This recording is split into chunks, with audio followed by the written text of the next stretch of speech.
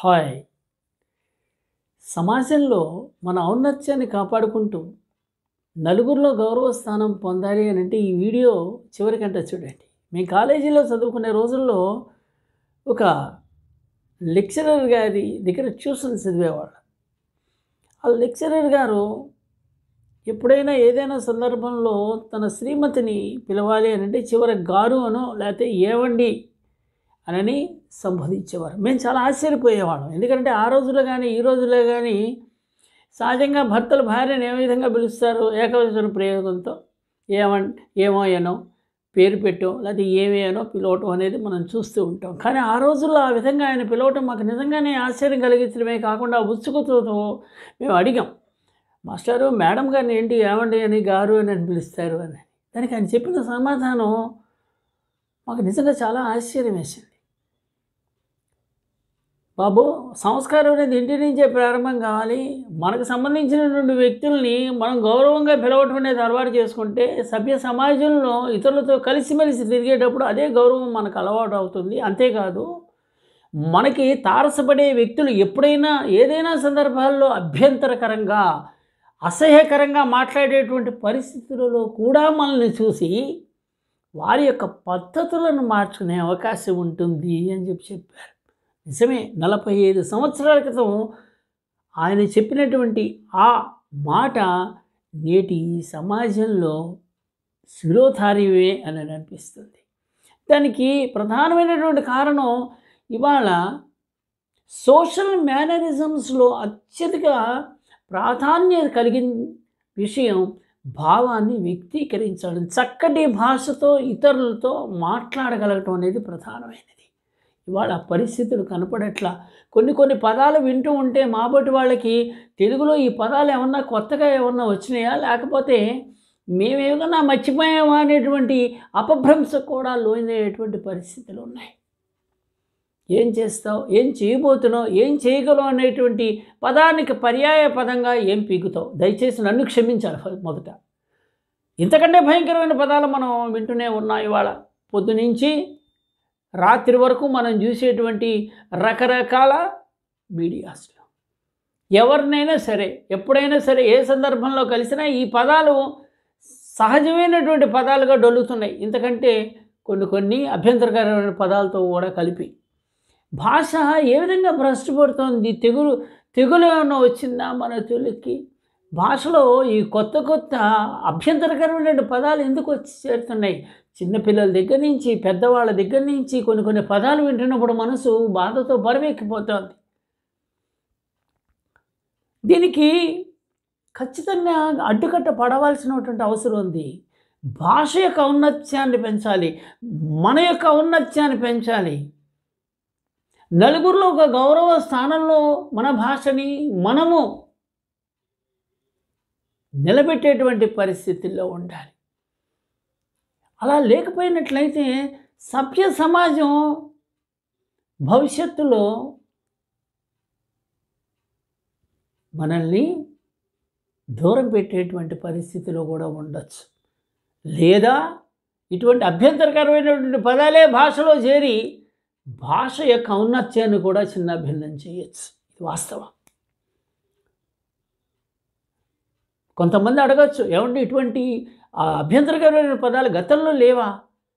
Print media తన యొక్క సామ్రాజ్యాన్ని వెళ్ళేటువంటి సందర్భాలంటే దినపత్రికలు లేకపోతే కనుక వారపత్రికలు వచ్చే రోజుల్లో కూడా రకరకాల ఇంటర్వ్యూస్ నడిచేవి, రకరకాల రాజకీయ ఉపన్యాసాలు కూడా నడిచేవి, వాటికి సంబంధించిన వార్తలు కూడా వచ్చేవి.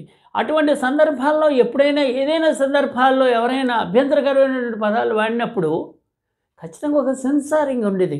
సంయమనంతో వారు మాట్లాడినటువంటి మాటల్ని జాగ్రత్తగా ప్రచురించేవాళ్ళు. ఏ విధంగా? అభ్యంతరకరమైన భాష వాడారనో, భావోద్రేకాలకు లోనయ్యారనో, కోపంతో విరుచుకుపడ్డారనో, ప్రత్యర్థుల్ని తన మాటలతో చీల్చి చెండారనో వాడేవారు తప్ప వాళ్ళు ఏ పదాలు వాడేవారు అనేది తెలిసేది కాదు. దానివల్ల చదివేవాళ్ళు చదివి వదిలేసేవాళ్ళు భావోద్రేకాలకి అతిగా లోనైనటువంటి పరిస్థితులు ఉండేవి కావు. కానీ వాళ్ళ పరిస్థితులు లేవు. మెయిన్ స్ట్రీమ్ కానీ సోషల్ మీడియాస్ కానీ భావోద్రేకాలకు లోనై ఇండివిజువల్గా వీడియోస్ చేసేటువంటి వాళ్ళు కూడా భాషను ఏ విధంగా ఉపయోగిస్తున్నారో మీరు గమనిస్తూనే ఉన్నారు. ఎంత అభ్యంతరకరంగా, ఎంత ఏకీకరంగా, ఎంత అసభ్యకరంగా ఉంటున్నాయి పదాలు. సభ్య సమాజం తల వంచుకునే పరిస్థితుల్లోకి వచ్చినాయి. ముఖ్యంగా ఆడవాళ్ళకి సంబంధించి కానీ, పిల్లలకి సంబంధించింది కానీ, లేదా పెద్దలకి సంబంధించినటువంటి అభ్యంతరకరమైన పదాలు, ఎంత అసహ్యకరమైనటువంటి పదాలు వాడుతున్నారు. ఇది ప్రతి ఒక్కళ్ళు కూడా ఆలోచించుకోవాల్సినటువంటి పరిస్థితి.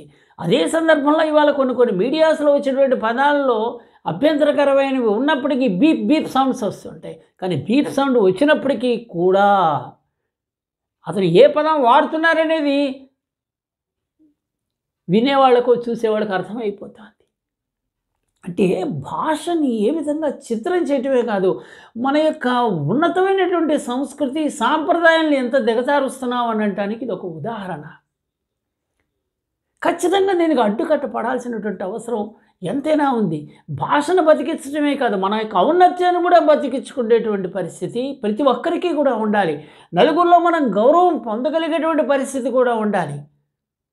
ఆవేశాలతో మాట్లాడేటువంటి సంచలనాలు తాత్కాలికమైనటువంటి ఆనందాన్ని కలిగించవచ్చేమో, కానీ ఖచ్చితంగా ఇతరులు వారి పట్ల ఏకీభావాన్ని పెంచి వారి యొక్క పతనానికి కూడా దారితీసే పరిస్థితిని వస్తుంది. వాస్తవం కూడా చరిత్ర ఇటువంటి విషయాలని గతంలోనే నిరూపించింది. అందుకని ముఖ్యంగా ఇవాళ రేపట్లో మన యొక్క భాష అనేది చాలా చక్కగా ఉండాలి. సోషల్ మేనరిజమ్స్లో అగ్రభాగాన్ని నిలిచేది మన భావ వ్యక్తీకరణే. ఆ భావం ఎలా ఉండాలి? గౌరవంగా ఉండాలి. విమర్శ గౌరవంగా ఉండాలి. పదం గౌరవంగా ఉండాలి. ఇది ప్రతి ఒక్కరికి కూడా అవసరమైనటువంటి విషయమే. ఈ భావాల్లో ముఖ్యంగా అభ్యంతరకరమైనటువంటి విషయాలు ఉన్నప్పుడు రెండు విషయాలు ప్రధానంగా ప్రతి ఒక్కరూ గుర్తుంచుకోవాలి. ఎప్పటికీ కూడా వారు తల ఉంచుకునేటువంటి పరిస్థితులు వస్తాయి. అందుకని ఈ రెండు విషయాలు గమనించండి జాగ్రత్తగా. మనం వాడేటువంటి అభ్యంతరకరమైన పదాలు తాత్కాలికంగా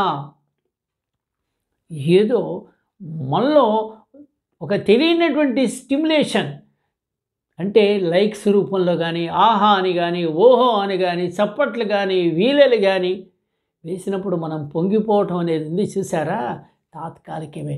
కానీ మనం మాట్లాడే ప్రతి మాట అవతల వ్యక్తుల్లో మన పట్ల ఒక విధమైన ప్రతికూల భావనలను మాత్రమే రేకెత్తిస్తుందనేది వాస్తవం. ఇది తిరుగులేంది.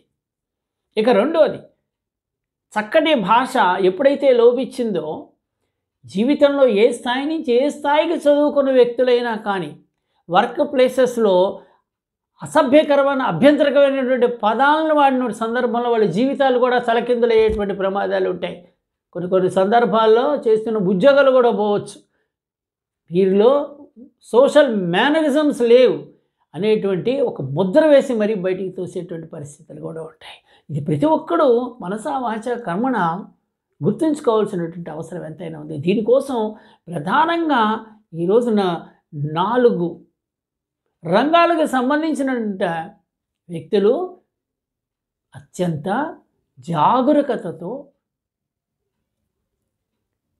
సమాజాన్ని మేల్కొల్పాల్సినటువంటి అవసరం ఉన్నది. అందులో మొదటిది కుటుంబాల్లో పెద్దలు వాడేటువంటి భాషనే పిల్లలు అనుకరిస్తారు. కుటుంబాల్లో ఖచ్చితంగా దీనికి సంబంధించినటువంటి ఎడ్యుకేషన్ నడవాలి. 2 విద్యాలయాలు ఖచ్చితంగా మోరల్స్కి సంబంధించి భాషా జ్ఞానం, సోషల్ మేనరిజమ్స్ అనేది ఏ విధంగా ఉండాలి అనేది దానిలో భాగంగా భాషా జ్ఞానాన్ని ఖచ్చితంగా చెప్పగలగాలి. 3 సామాజిక శ్రేయోభిలాషులు నిరంతరం దీని పట్ల సమాజంలో జాగరూకతని రేకెత్తించగలిగే. 4లో విఘ్నత కలిగిన ప్రతి మీడియా బీప్ సౌండ్ల కంటే కూడా ముందుగానే ఖచ్చితమైన నియమ నిబంధనల్ని ఏదైనా డిబేటింగ్స్లో కానీ ఏదైనా చర్చా కార్యక్రమాల్లో ముందుగానే పాల్గొనే వాళ్ళని హెచ్చరిస్తూ లేదా పాల్గొనే వాళ్ళకి విన్నతిస్తూ భాష ప్రయోగాన్ని జాగ్రత్తగా వాడగలిగేటువంటి పరిస్థితులు ఉండాలి. ఈ విధమైనటువంటి విధానాలు కనుక అవలంబించినట్లయితే కొంతలో కొంత సమాజంలో భాష చక్కటి సంస్కృతి సాంప్రదాయాల వైపు నడిచేటువంటి అవకాశమే కాకుండా కోట్లాది మందిని ప్రభావితం చేసేటువంటి ఈ మీడియాలు సమాజంలో ఒక మంచి విత్తులు కూడా నాటేటువంటి అవకాశం ఉంటుంది. ఏమంటారు? వీడియో మీ అందరికీ నచ్చే ఉంటుందండి. లైక్ చేయండి, షేర్ చేస్తూ మీ కామెంట్స్ని మాకు తెలియచేయండి. నమస్కారాలతో Amarnath Jagalapudi, counselling psychologist, corporate trainer.